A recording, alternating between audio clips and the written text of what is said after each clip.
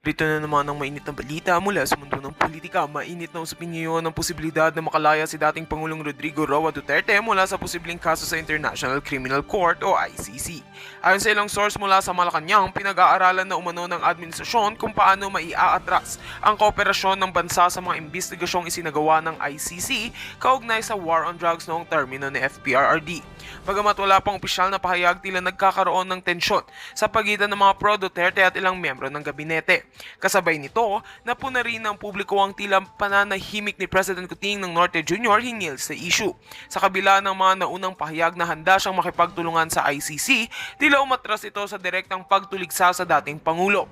Ayon sa ilang political analysts, maaaring may umiiral na kompromiso upang panatilihin ang pagkakaisa sa loob ng administrasyon lalo na't malapit na ang halalat. Samantala, may kumakalat na ulat ng Senadora Amy Marcos umano ang pinagpipilian na pumalit kay House Speaker Martin Tambalos Los Romualdez. Ayon sa mga insider, hindi umano kontento ang ilang mambabatas sa liderato ni Romualdez at nais ng bagong pamunuan sa Kamara. Si Senadora Amy na kapatid ng Pangulo ay sinasabing may malawak na impluensya sa ilang sektor ng gobyerno at may koneksyon sa mga loyalist sa Kongreso. Sa ngayon, wala pang kumpirmasyon mula sa kampo ni Senator Amy Marcos ukol sa naturang balita. Gayunpaman, nananatiling masalimuot ang kalagayan ng politika sa bansa lalo't maraming mata ang nakatutok sa mga susunod na galaw ng Malacanang, ICC at ng Kongreso. Abangan ang mga susunod na kabanata sa tumitinding bangayan sa loob mismo ng gobyernong Marcos Duterte. At yan nga ang mga balita ng ating pagkakatutukan, at kung bago ka pa lamang sa aking channel ay huwag kakalimutang mag-like, share and subscribe para updated ka sa aming mga bagong balita dito sa Tatak Pinas.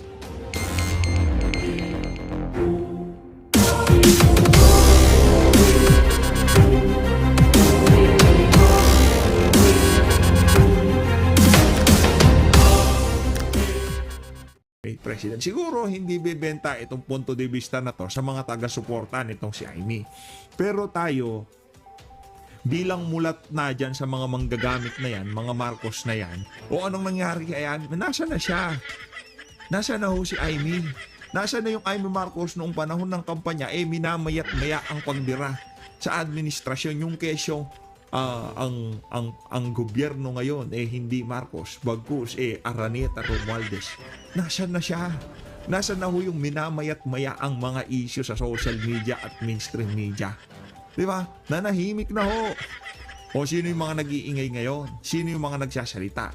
Yaang mga kandidato natin dyan sa Duterte, Atty. Vic Rodriguez, Atty. Raul Lambino, Atty. Jimmy Bondo. Sila ho, kahit na natalo, nandyan pa rin sila. Kung ano yung nakita nating sigasig, yung kung ano ang pagmamahal na ibinigay natin dahil dyan sa kanilang sigasig na yan ng pagsasalita sa mga kabalbalan na nangyayari ngayon sa ating bansa, nandun pa rin kahit hindi ho sila, kahit nadaya sila noong nagdaang eleksyon. Kaya ang taas ng respeto natin. Pero dito sa mga kandidato na kagaya nitong si Amy Marcos, nakita nyo ho kung paano siya, akala mo kung sino di ba? Yung tipong akala mo talagang galit na galit siya. Yung lahat maya talaga, meron ho siyang video, meron ho siyang parinig. Pero ngayon, nasa na ho si Amy Marcos? Wala na ho siya. However, we will elected by our peers.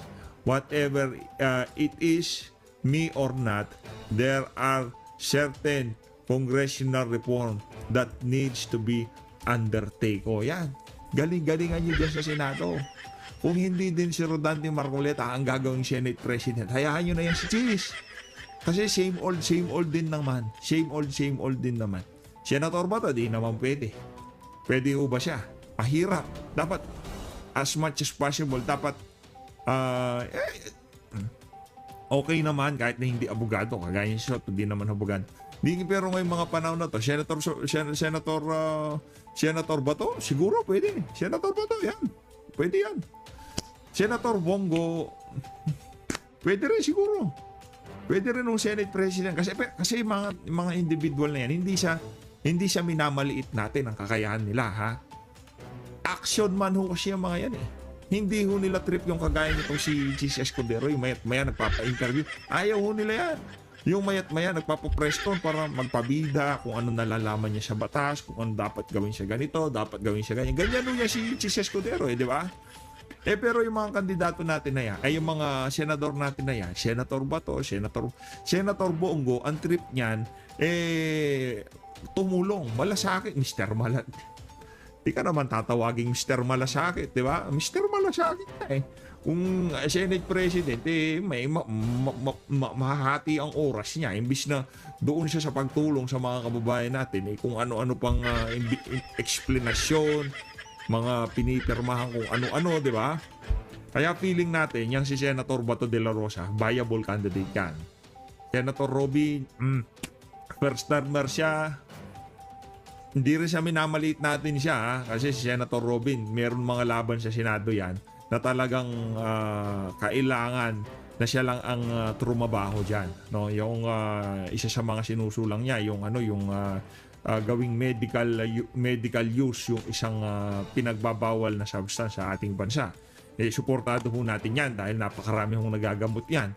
No, suportado ho natin for medical use, hindi yung kung ano kalokohan, ha. Bayan mo diyan, nasasaya na malilegalize ng ganito, paano pa federalismo. Yan ang isa sa mga sinusulong nitong si Senator Robin Padilla. Kaya base doon sa mga kandidato natin, si Camille Villar, di naman pwede. Di ba? Hindi pwede si Camille Villar na maging Senate President. Si Alan Peter Cayetano, kung tayo papipiliin, Senator Marcoleta at Alan Cayetano, kahit alin sa dalawa na yan, magiging parehas ang Senado. Pero mas bumabaling ako dito kay Rodante Marcoleta. Kasi yan si Rodante Marcoleta, wala ho yung kaplastikan. What you see is what you get. Kung ano yang si Marcoleta, ganun din ho yang si Attorney Vic Rodriguez, no? Ganyan ho sila. Kaya kung tayo papipiliin, kahit alin siya babaling ho talaga tayo kay Senator Rodante Marcoleta. Ano pa bang meron tayo dito bago tayo magtungo dito kay Attorney Trixie Cruz Angeles, Luminous by Attorney Trixie Cruz Angeles. Suportahan din ninyo. Matagal-tagal na ho natin sinusubaybayan niya si Attorney Trixie. Paano ho tayo, ika nga fanboy ho tayo yung talagang iniidolo ho natin yan, malupit ho yung magsalansan ng issue sa social media, ika nga. Eto ho mga kababayan, natawa ho tayo dito kay Ma'am Kiki banat ho niya, meow meow meow meow meow meow meow meow meow meow meow. Paano ba naman mag-aman Duterte, most trusted pa rin ng mga Pinoy, Pulse Asia, meow meow meow meow. Pinadala. Yan ang problema. Yan ang sinasabi ko. Paulit-ulit ko sinasabi ito. Ayaw nyo kasing i-share kay Marcos Jr. ang video ko. Pero kung sakaling ako ang pakinggan ni Marcos Jr., di magkakaganyan yung trust rating niya. Diba? Hindi magkakaganyan ang trust rating niya. Nagka-trust issue yung mga Pilipino dyan. Kasi sinabi mo 20 pesos na bigas. Kalaunan, hindi mo naman pala kaya gawin. Sinabi mo continuity. Kalaunan, hindi mo naman ginawa. Sinabi mo 20 pesos na bigas. Hindi mo ginawa. Sinabi mo pagpapatuloy yung war on drugs strategy ko. Hindi mo ginawa. Sinabi mo hindi pa papasukin ang ICC. Hindi mo naman ginawa. Sabi mo hindi mai-impeach. Hindi mo na naman ginawa. Ngayon, siguro mga kababayan, hindi na ho kayo magtataka kung bakit etong si dating Pangulo Rodrigo Duterte, tinalo pa ho si VP Sara pagdating sa trust rating. Tinalo ho nitong si PRRD, itong si Vice President. Tatay Diggs naman, wala na ho kayo sa pwesto. Wala na, ngayon, mayor kayo, pero bago ginawa tong survey na to, walang kinalaman yung pagiging mayor yun, pagtakbo nyo dyan.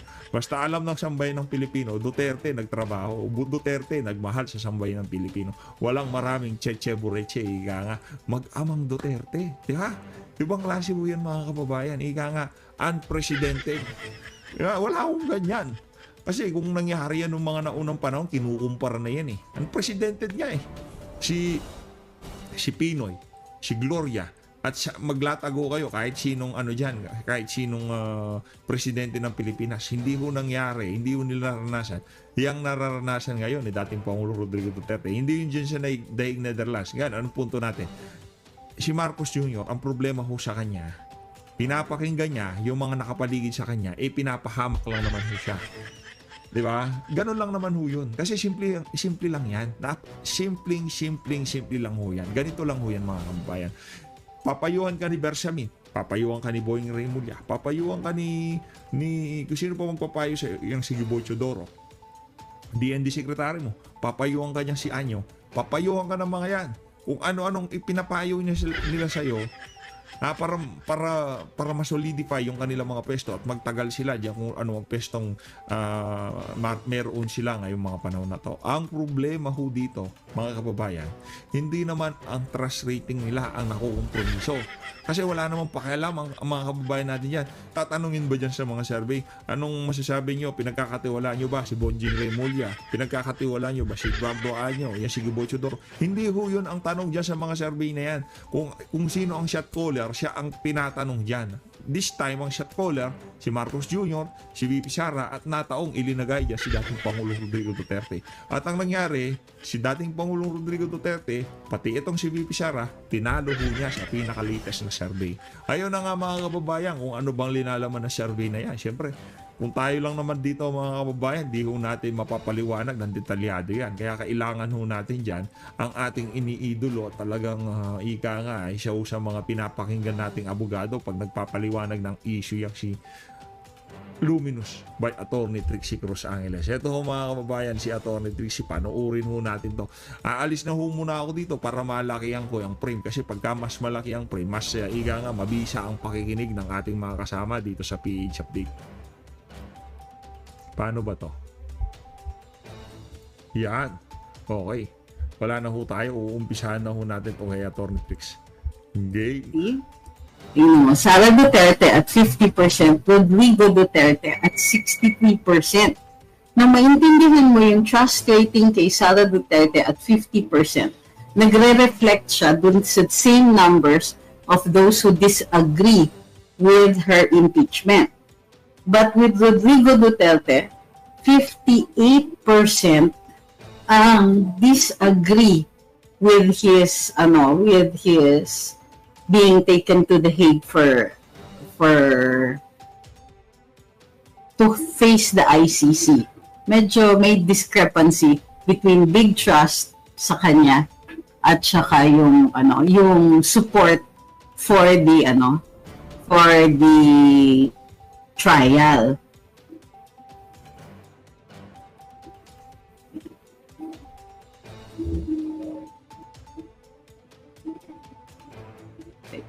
Pero it's still interesting to note that comparatively, Sara still outpaces President Marcos in trust ratings. And surprisingly then, well, hindi not so surprisingly, Rodrigo Duterte outpaces everybody when it comes to big trust.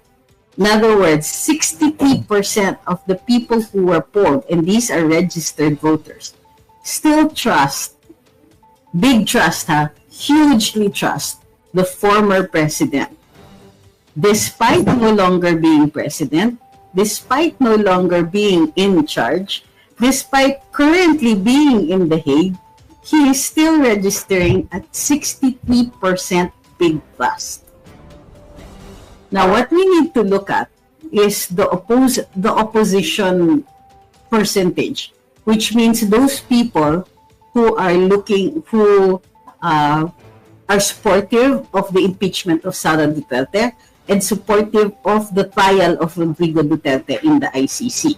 Parang consistent yung numbers na ito, which might be registering as the numbers of the yellows and the opposition.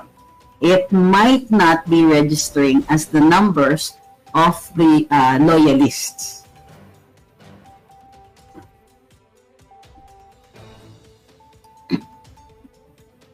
Hindi po 4 million ang registered Gen Z voters. Definitely there's more.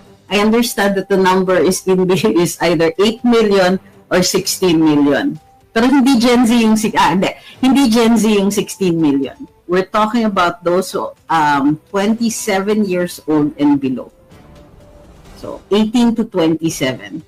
So yan, mga 8 million lang daw ang registered voters dyan, and actual votes cast is something like 4 million. I will have to double check the numbers,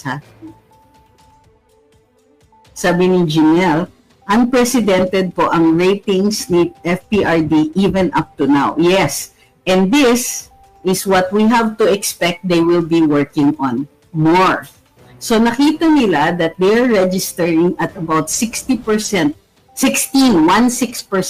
for both VP Inday and Rodrigo Duterte as opposition. Those who support her impeachment, those who support his litigation in the ICC, those who support his facing trial in the ICC. Yan po ang mga dilaw and all that. And these are the people who will be working very, very hard to try to discredit the two.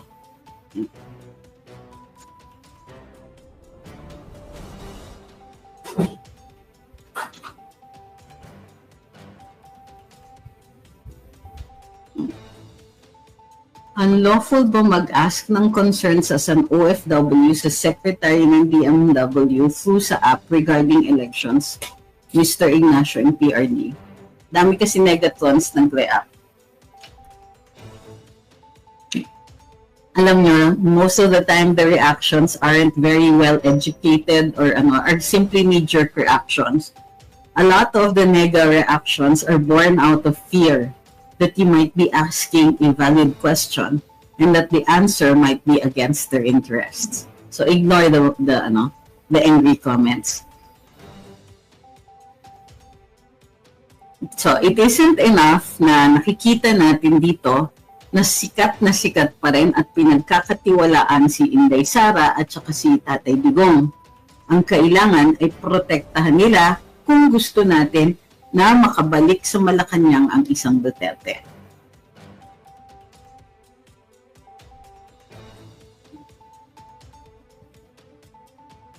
Bakit hindi kino-consider yung endorsement ng INC kaya nanalo si Bam Aquino at si Kiko from Sharon Cuneta?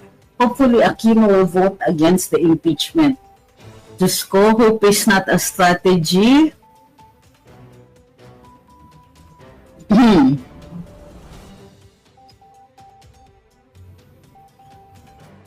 So, ang tingin ko dyan is, well, I don't know why you are saying that because it certainly is a factor.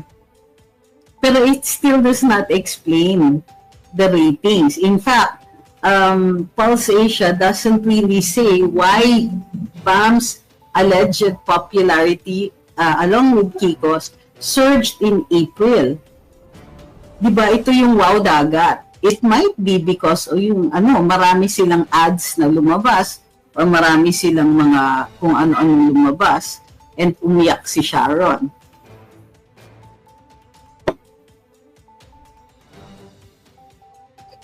Ma'am Hilda, hindi po nga, in fact, binabasag natin yung naratiba na yan. Kung it's the youth vote po, hindi yan magsusurge. Okay?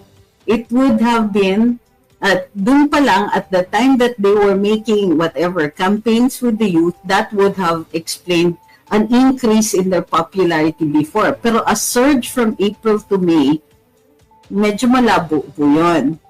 Huwag po kayong naniniwala kasi yun nga po ang ginagawang dahilan para ma-explain yung sudden surge in their popularity or their placing in the senatorial elections.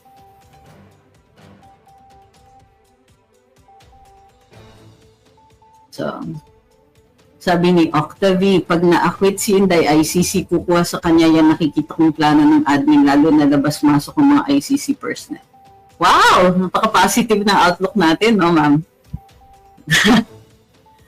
But I don't think it's going to be that easy anymore. Look, ang teorya na in-espouse ni Attorney Glenn Chong yesterday is this, is that there may have been some kind of manipulation in the elections.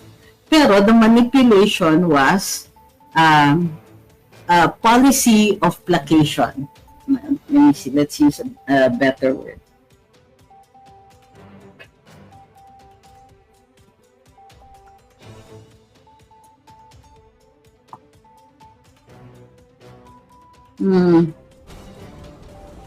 The policy is pacification. Ganito. Nakikita siguro, assuming without conceding that the theory of foreign intervention sa ating elections ay totoo. Okay? Ngayon, may explain kung bakit ganyan. Parang pansit canton with something for everybody. Mayroong panalo para kay Alyansa, mayroong panalo ang Ilaw, mayroong panalo ang mga pro-Duterte, both the PDP as well as the candidates of VP Inday. Like I said, those two are not necessarily the same. So, parang wow, everybody happy. Kasi, ang punto ng alleged foreign intervenor is to prevent a revolution. Ibig sabihin, kinikilala nila na hindi popular yung impeachment. Kinikilala nila na hindi popular ang pagkuha kay Rodrigo Duterte. So, yung mga ganitong sinasabi ninyo, may not hold water in the long run. Nakita ng mga tao at nakikita din ng mga foreign powers yung continued support for Rodrigo Duterte. So doing something like that, repeating the taking of Duterte with Inday Sara is not going to be very popular and might spark outrage. Okay? Ray Monster says, tama. Youth vote is not limited to Bam and Kiko. I'm a millennial. I voted for Duterte endorsed candidates. I know some of my students voted for them also. That's wonderful. It means that it's not a homogeneous vote. So, ang nakikita ko is excuse ito. Ginagamit nila yung alleged youth vote to justify what might have been a foreign intervention in our elections. At least base doon sa pinopropose na teorya ni Attorney Glenn Chong. Which, by the way, is a good theory.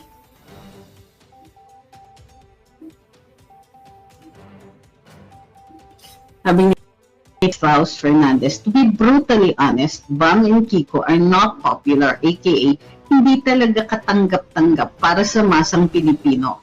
How they got in will forever remain a mystery. Well, I don't think it will forever remain a mystery.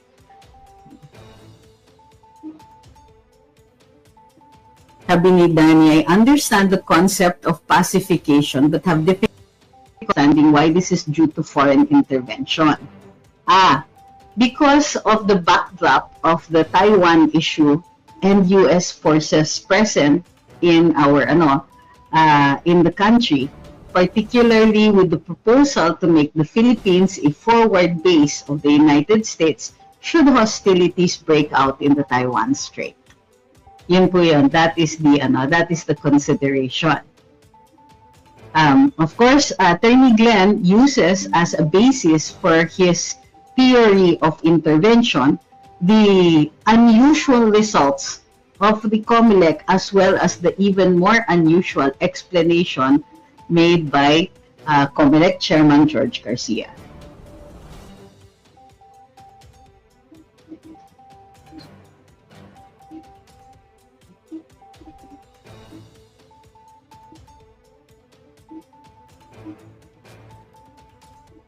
Oh, hi Ma'am Lani, sabi niya, Iha, para maliwanagan ka, may website naman ang Senate. Ako ba po ang kausap? Doon mo malalaman na patagal ng pinopropose yan, free education, hindi nagtatagumpay. Opo, actually si Kiko nga si Coco Pimentel ang original proponent niyan in the 18th Congress or earlier, parang ganon. Hi Miss Lani.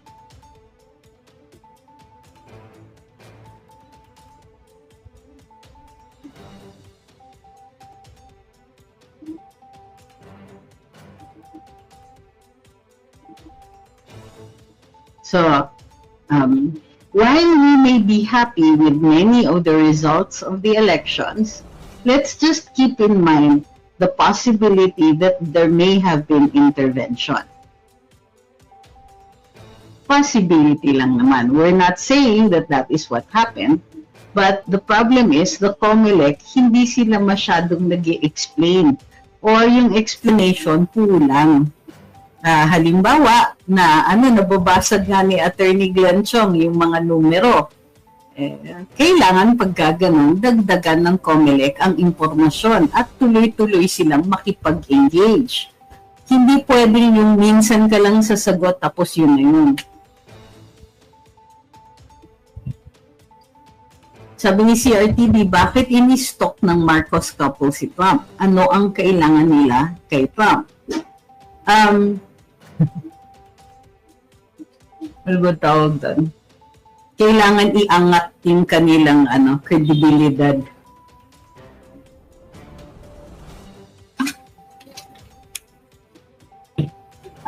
The COMELEC downplayed the version, sabi ni VP, the versions of the source code. Anyone file anything in court in relation to this?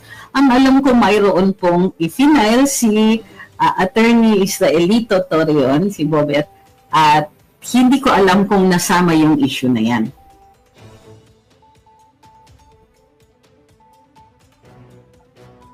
Sabi ni Ma'am Hilda, I am aware of that. Kaya ako, nagulat din ako na yan ang ginamit na campaign ni BAM at napaniwala ang mga Gen Z and millennials. Hindi po. Actually, hindi sinasabi na naniwala sila. And in fact, may mga millennials tayong nakatambay dito na pinabubulaanan yan, ma'am. Pero yan po ang ginagamit nila bilang justification sa biglaang pagtaas o sa surge ng popularidad ni Bam Aquino at nadamay niya si Kiko Pangilinan.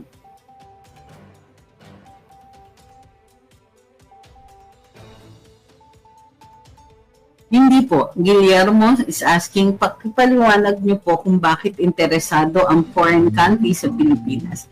Hindi lang po natin kasi binabanggit yung pangalan ng bansa na yun na base sa teorya ay interesado sa atin dahil matagal na silang nandito. Sabi niya, takot ba sa mabilisang pag-asenso ng Pinas dahil sa sipag at tiyaga? Actually, geopolitics po. Mayroon pong posibleng maging conflict dyan sa Taiwan Strait, so kailangan nila ng mga base dito. Katulad ng paggamit nila sa Clark at saka sa Subic noong panahon ng Vietnam War. So dito, nakapwesto na nga ang ilang mga armamento nila bunga ng ating Visiting Forces Agreement at saka paggamit nila dito. So, base din sa ating Mutual Defense Treaty.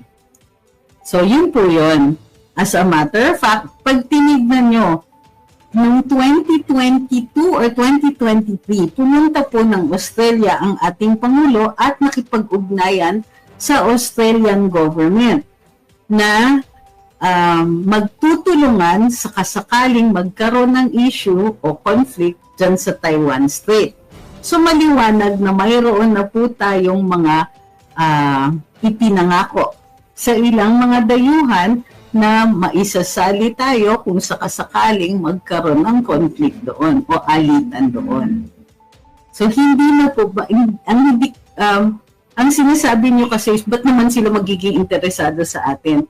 Simple lang po, dahil nasa lugar tayo. Sakto yung lugar natin.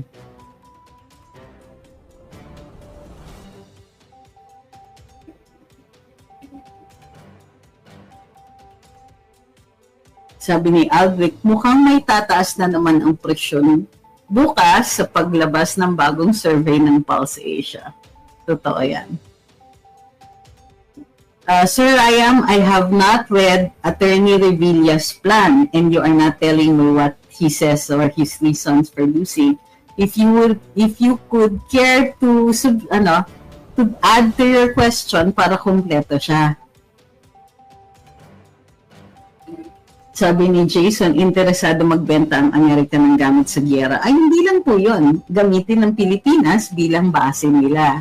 Bahagi nga ng Visiting Forces at saka Mutual Defense Treaty. Baka nga maging posible nga na dito yung maging alitan. Sabi ni Roy, IT din ako, so importante ang version na updated apps na naka-install. For me, hindi credible ang result base dun sa transmission ng result diverted sa ibang survey. Niluto muna. hanggang ngayon, hindi pa rin tinatakal ng COMELEC ang issue nung parang, ano ba yun? Yung Q server. Parang iniimbudo nga muna doon lahat ng mga resulta, tapos isa-isa itinatransmit daw sa COMELEC. Marami pang mga issues tungkol dyan sa transmissions, including kung bakit hindi real-time ang transmissions. Dapat dinidemand natin na pagka nabilang na doon sa pagka natapos na doon sa presinto at transmit sa munisipyo, dapat sa munisipyo makikita nyo o pumasok na ang votes nitong presintong ito. Instead, ang count lang nila is generic. How many votes have come in, hindi nila sinasabi exactly kung saan nanggaling. Samantalang mayroon naman teknolohiya para gamitin yon.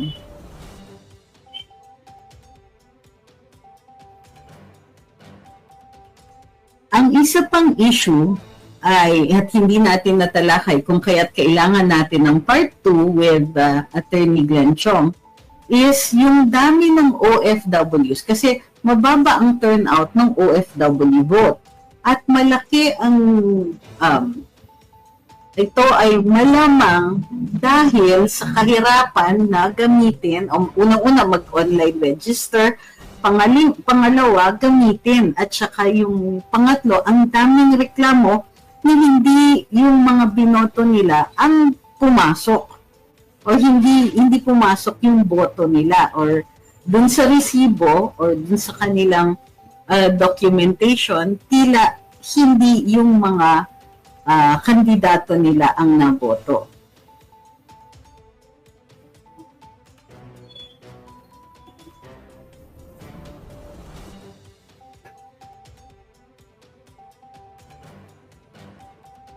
Sabi ni James Bond, bakit negative 10 ang trust rating PBBM? Kasi inawas yung big trust dun sa no trust or small trust. Ang no trust or small trust niya is 42%. Ang big trust is 32%. So 42 minus, ay hindi, bakit negative nga pala? Ang big trust pala dapat ang nagbabawas sa no trust. So 32 minus 42, negative 10.